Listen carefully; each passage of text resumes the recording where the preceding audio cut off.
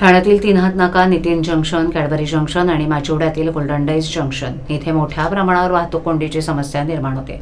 या पार्श्वभूमीवर MMRDAनं आनंदनगर ते साकेत दरम्यान ईस्टर्न एक्सप्रेस हायवेवरून 8.24 किलोमीटर लांबीचा उन्नत मार्ग उभारण्याचं काम हाती घेतले, ज्यामुळे ठाण्यातील वाहतूक कोंडी कमी होण्यास मदत होईल।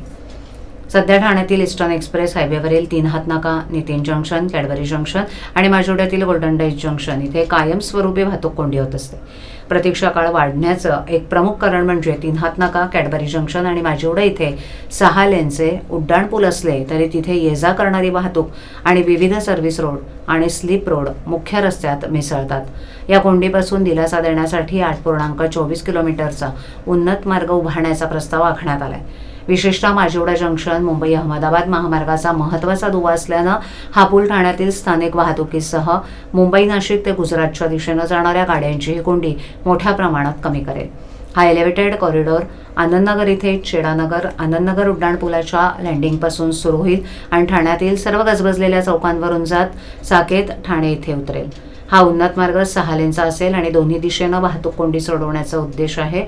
प्रत्येक बाजूला 3 लेन असतील। रस्त्याची एकूण लांबी 8.24 किलोमीटर इतकी असणार आहे।